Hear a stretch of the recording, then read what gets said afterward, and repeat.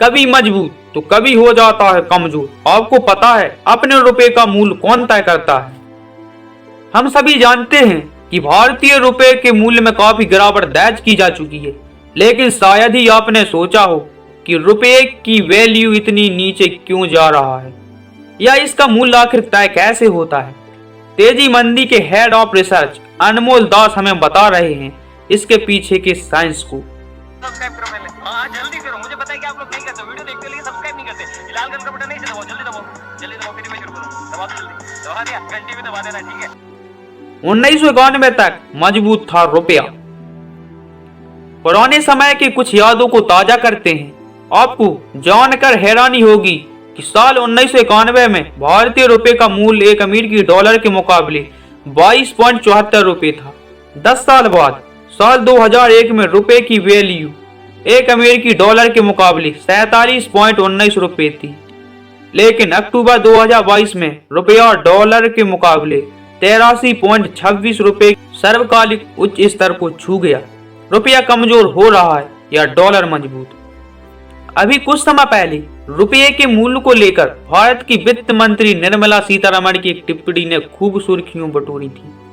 उन्होंने कहा था कि वे रुपये में गिरावट नहीं बल्कि इस डॉलर की मजबूती के रूप में देखती हैं।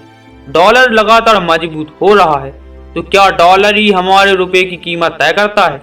हाँ, कुछ हद तक, लेकिन जैसा कि हमने पहले कहा था, इसके पीछे का एक साइंस है। दरअसल भारतीय रुपए की कीमत तय करने के पीछे कई फैक्टर काम करते हैं। जब आपको पता चले कि किसी इंस्ट्रूमेंट की ब्याज दर हाल ही में बढ़ी है तो आप क्या करेंगे? जाहिर सी बात है, आप अपना सरप्लस मनी को एक असेट क्लास से निकाल देंगे और अपने धन को वहां जमा करेंगे जहां अधिकतम सुनिश्चित रिटर्न मिलेगा।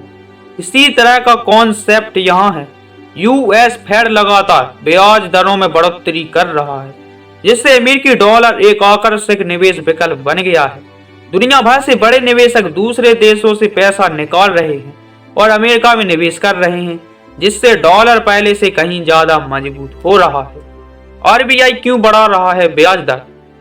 अभी आपने जाना कि अमेरिकी फेड रिजर्व लगातार ब्याज दर में बढ़ोतरी कर रहा है, इसलिए दुनिया भर से पैसा वहां जमा हो रहा है।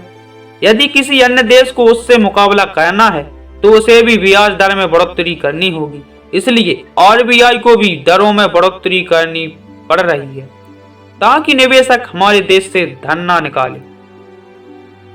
चूंकि बड़े निवेशक अपना जमा निकाल कर अमेरिका में निवेश कर रहे हैं, इसलिए दुनिया भर के देशों में डॉलर की कमी होगी।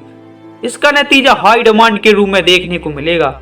यदि किसी देश में निर्यात ज्यादा और आयात कम होता है तो उस देश के अधिशेष डॉलर जमा में बढ़ोतरी होगी, इसलिए उन्हें बाजार से डॉलर खरीदने के लिए अपनी मुद्रा खर्च नहीं करनी पड़ेगी। इससे अमेरिकी डॉलर के मुकाबले उस देश की करेंसी की वैल्यू बढ़ेगी। भारत के साथ ऐसा नहीं। भारत का विदेशी व्यापार अपने पक्ष में नहीं है। हम जितनी रकम का निर्यात करते हैं उससे ज्यादा रकम का आयात कर लेते हैं।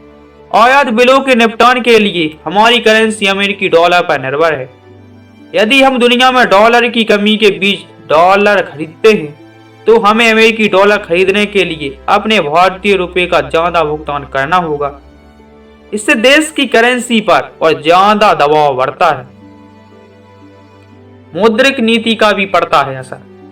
रिजर्व बैंक की मौद्रिक नीति की वजह से आपके 500 रुपए के नोट का मूल्य हर दिन बदलता रहता है।